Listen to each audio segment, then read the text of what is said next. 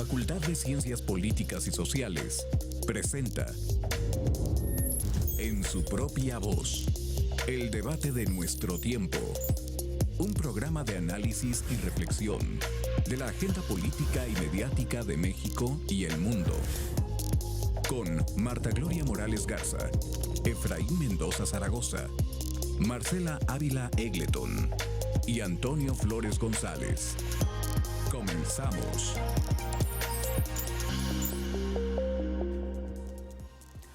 Hola, ¿qué tal? Muy buenos días. Bienvenidas, bienvenidos, bienvenides a este programa En su propia voz, el programa de la Facultad de Ciencias Políticas y Sociales de la Universidad Autónoma de Querétaro.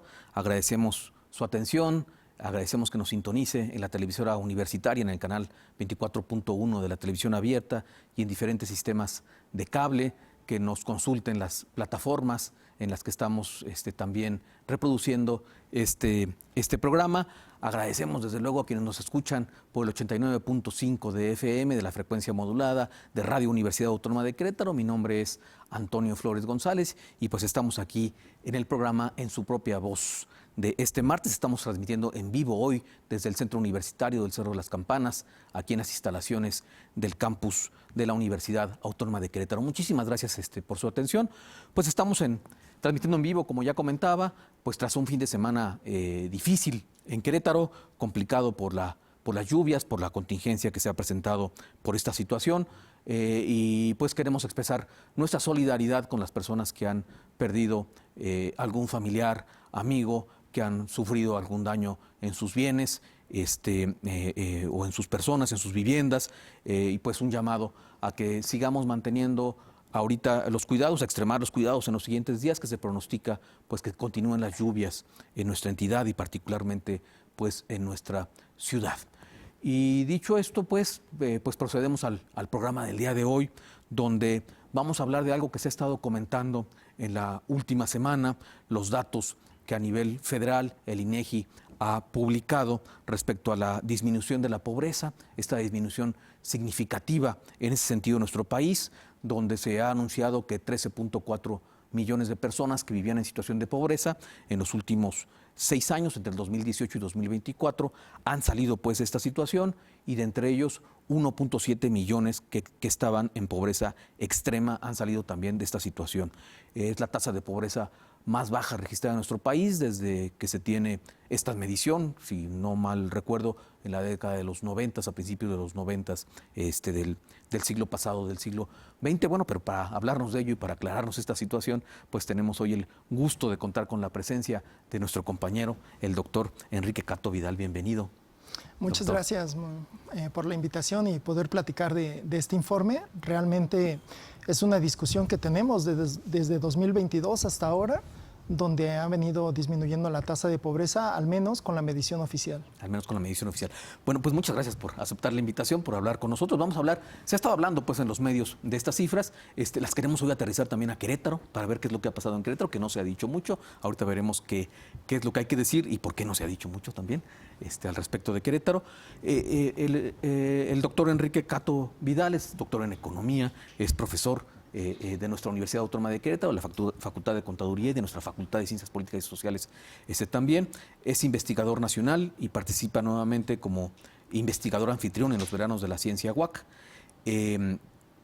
Ha publicado diversos artículos científicos y en revistas mexicanas y iberoamericanas, y frecuentemente es invitado a nuestros programas también, pues porque es una voz con mucha experiencia y con mucho conocimiento en torno a la economía, sobre temas en general de coyuntura económica en Querétaro y en nuestro país. Doctor, muchísimas gracias. Y pues empezamos comentando esto, ¿verdad? Esta pobreza multidimensional, esta pobreza extrema que se ve reducida en estas cifras que nos presenta el INEGI. ¿Qué sería lo más importante a destacar, primero en términos generales, a nivel nacional, de estas cifras que nos ha presentado el INEGI? Quizás lo más importante no es, bueno, el dato que se conoce es que la pobreza ha bajado en 13 millones de personas en el periodo de 2018-2024. Algo que no se ha dicho lo suficiente es que es una disminución que ocurre en todos los estados del país. Entonces no es algo que se concentre en determinadas regiones, es algo que ocurre en los estados con baja pobreza, con mediana pobreza y con mucha pobreza. Entonces es digamos, un resultado general Y eso es algo positivo por las razones que tú dices. Lo que habíamos vivido las décadas pasadas es que la pobreza no bajaba. La mitad de la población era pobre, si la economía iba bien, si la economía no iba bien. Y lo que estamos observando es de que hay políticas que se pueden implementar para que disminuya.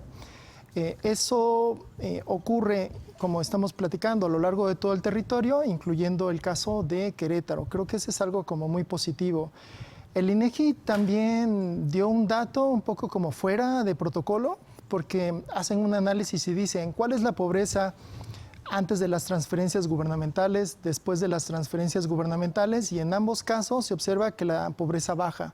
Esto significa que la causa de la pobreza no es el dinero que recibe la población de los apoyos gubernamentales, esto suma, sino que hay algo más, y ese algo extra es directamente el ingreso laboral, el salario que reciben las personas. En los salarios, ¿verdad? Sí. En los salarios mínimos en particular. Bueno, si quieres vamos un poquito más adelante, sobre sí. ello. Ahorita nada más, entonces, para dar algunas cifras. Se nos habla de, para 2024, entonces, una pobreza multidimensional donde se encuentran 38.5 millones de personas, que son 13.4 millones de personas menos que en 2018, ¿no? 38.5 para 2024. Que es el 29% de la población, una reducción en números relativos también de manera pues muy importante, ¿no? De la mitad de la población reducir al 29%. Y en el caso de la población de la pobreza extrema, en el 2024 entonces se encuentran 7 millones de personas, que son 1.7 millones de personas menos que las que existían en este rubro de pobreza extrema en 2018. A lo mejor tenemos que explicar qué es la pobreza multidimensional y qué es la pobreza extrema. Sí, bueno, la idea de la pobreza extrema, las familias o las personas no tienen ni siquiera la cantidad de dinero suficiente para proveerse los alimentos, una alimentación, digamos, nutritiva, que es la palabra que utilizan. Y por el otro lado, la pobreza dimensional es las personas no tienen suficiente dinero o tienen algún tipo de carencia, no tienen dónde vivir o no tienen servicios, por ejemplo, de drenaje en las viviendas, no tienen escolaridad de acuerdo a las leyes mexicanas, educación secundaria, y bueno, es alimentación, vivienda, salud y prestaciones sociales. Por ejemplo, algún tipo de pensiones por parte de la Seguridad Social o la posibilidad de tener alguna pensión derivada de algún riesgo de trabajo. Entonces, son 6 indicadores pues, de acceso a derechos sociales, ¿verdad? La que sirve para medir si una persona entra en pobreza multidimensional o no. Sí. Y la pobreza extrema, entonces, es una canasta básica, ¿verdad?, que establece INEGI. Sí, en los dos casos, tanto para la pobreza de multidimensional, propone una canasta alimentaria y no alimentaria. Correcto. Y para la pobreza extrema, solamente alimentación. Solamente alimentación. Entonces, esto quiere decir que 7 millones de personas en nuestro país todavía no alcanzan una canasta mínima alimentaria, es decir, para su sustento y su reproducción física, biológica. Es la pobreza más aguda. Es la pobreza más aguda. Hay una reducción importante, pero todavía tenemos 7 millones de personas en esa situación. Y la multidimensional, esta canasta ampliada, que implica los derechos sociales, y el cubrir estos derechos sociales y que no están cubiertas pues para 38.5 millones de mexicanos. Sí, y la cantidad de dinero que piden por persona al día es una cifra bastante baja. Con 155 pesos que una persona tenga diariamente, con eso deja de ser pobre en la medición oficial. En la medición oficial. Entonces, alguna parte de la crítica es que tenemos como un estándar muy bajo de qué es ser pobre y dejar de ser pobre. Correcto. Pero esta medición es el mismo criterio que se utiliza desde los 90, ¿estaba yo bien? ¿Es que se empieza a medir la pobreza? Desde 2006. Desde 2006. Que es cuando surge la Ley de Desarrollo Social. Ahí se explica la metodología. La pobreza la medimos, pues, digamos, hace medio siglo, pero ha venido cambiando los criterios. Y particularmente la medición tal y como la medimos hoy es comparable hasta 2016. Después hay que, digamos, crear nuestra propia medición. No hay una medición oficial, aunque la estadística está disponible para hacer el cálculo comparable. Estaremos viendo algunas gráficas también ahorita en la pantalla para hacer referencia pues, a ellas, pero entramos a la cuestión de la política pública, ¿no? ¿Qué tanto realmente entonces ha impactado la política pública en la disminución de la pobreza, los programas sociales de corte redistributivo o sobre todo esta cuestión del salario mínimo, el aumento del salario mínimo? Sí, bueno, habría que separar como las dos cuestiones. Uno es directamente las becas y las pensiones Esas becas y pensiones tienen una efectividad, ayudan a que el país sea un poco más igualitario o menos desigual y también ayuda a reducir la pobreza. Pero la explicación grande, esa se tiene que hacer a partir de los análisis, es directamente con el ingreso laboral de las personas. En pantalla se ve la imagen de México. Ajá. Es más o menos la geografía económica es conocida por la población. La parte sur suele tener menos ingresos los hogares. La parte de la región norte y algunas ciudades grandes, bueno, estados con ciudades grandes como Nuevo León, Jalisco, Ciudad de México, aparece también Querétaro ahí. Tiene un color alto, eso significa que tiene, pues digamos, más ingreso disponible en la familia y por lo tanto están muy por arriba o superan fácilmente los niveles de pobreza y también de las carencias sociales. Y eso es lo que muestra. Esas estadísticas provienen de la encuesta de ingreso de los hogares y con ese instrumento se mide la pobreza oficial. En esta gráfica entonces estamos viendo que los estados marcados con un color más fuerte son los estados con un mayor ingreso. Sí, y por lo tanto son los estados con menores tasas de pobreza. Y podemos ver ahí la parte de las playas, ¿no? La de Baja California Sur y Quintana Roo. Ajá. Que, digamos, hay como gran derrama económica. No significa que todo el mundo viva suficientemente bien, claro, pero hay mucho dinero para repartir. Ajá. Quintana Roo, misma situación tal vez. Nuevo León, Jalisco, Querétaro, la Ciudad de México y me parece que Morelos también está. Y Baja California. Altos, ¿no? Y las Californias, exacto. Querétaro, si no mal revisé, sería el segundo, solamente detrás de la Ciudad de México, con mayor gasto corriente. Tienen estas estadísticas y luego hay que desagregarlas, es decir, qué parte de la población está recibiendo estos montos altos y en realidad la mayor parte de la población vive muy parecido a otras regiones. La parte alta en la sociedad queretana es la que vive casi como familias en lugares como Ciudad de México. Es una diferencia como muy marcada. Muy marcada. Entonces habría que compararlo también con las desigualdades, ¿verdad? Sí, hay gran desigualdad, ¿no? O sea, hay altos ingresos y también desigualdad. Aquí en esta gráfica lo que hago es retomar una metodología de Julio Volvinic, un economista de mucha tradición que discute la pobreza, y él dice que deberíamos de incluir en los pobres no solamente los que superan el umbral, sino los que están como muy pegados, que son vulnerables a carencias por ingreso, que es la definición que utiliza el INEGI. Y entonces, utilizando ese instrumento, Julio Volvinic sugeriría que en Querétaro habría 55.8% de población pobre. La oficial es 16.3%. Okay. ¿Por qué hay tanta diferencia? Porque aunque superan la línea de 155 pesos diarios, en realidad no están tan lejos de ahí. Y si la economía funcionara mal, si hubieran como grandes despidos, se nos cae podríamos se caerían los ingresos y rebotaría la pobreza utilizando la medición oficial, que tanto incluso hasta la mitad de la población. Pero en esta gráfica se puede ver que ambos indicadores van bajando, particularmente después de 2020. De 2020, sí. Sí. Hay que hablar de la pandemia, ¿verdad? Y en 2020 también. Baja la pandemia, baja de la pobreza oficial y también podemos observar que baja la pobreza en la medida ampliada. Claro, cuando salimos de pandemia empieza a bajar la pobreza. Hay un aumento pues ahí en 2020 con respecto al 18, que se puede explicar en parte pues por la pandemia también, ¿verdad? A mí me gustaría hacer esa observación. La pobreza viene bajando desde 2018. En general. Viene bajando 2016-18. El punto de partida es la desindización del salario mínimo. Ajá. Entonces, ¿Qué es en el 16? En el 16. Entonces empezaron a haber incrementos al salario mínimo en 2017, en 2018, y después se complementa la política de aumento de salarios mínimos con la de los programas sociales. Y el tema de los salarios mínimos no se queda ahí. Uno puede validar en los registros del Seguro Social que el salario de cotización va aumentando.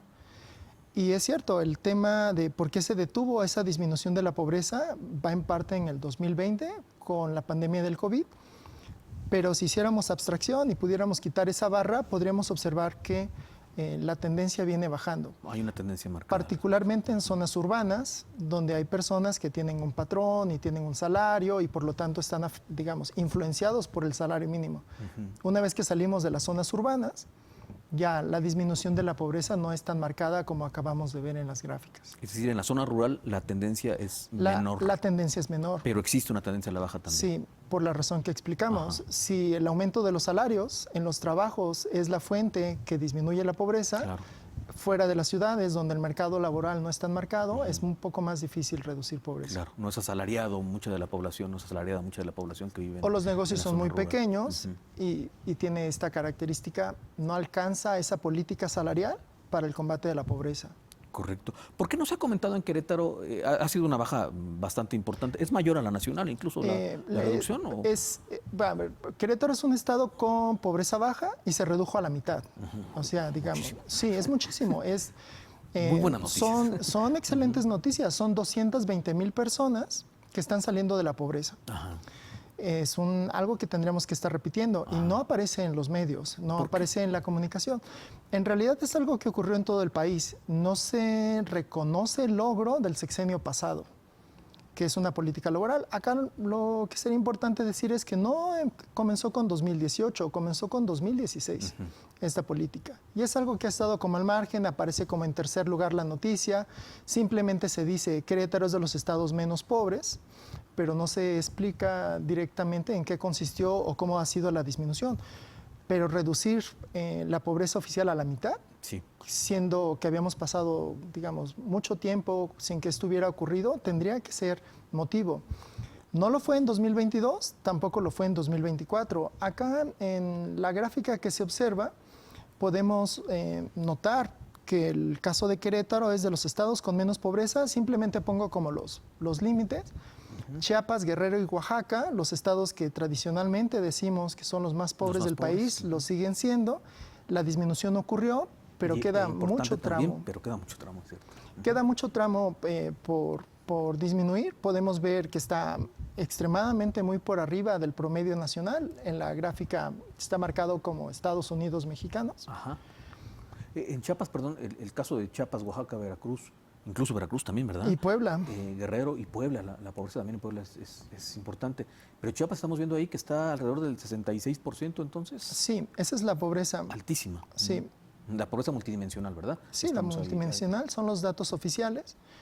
Y bueno, en parte se explica por el territorio. El caso de Oaxaca tiene la misma característica.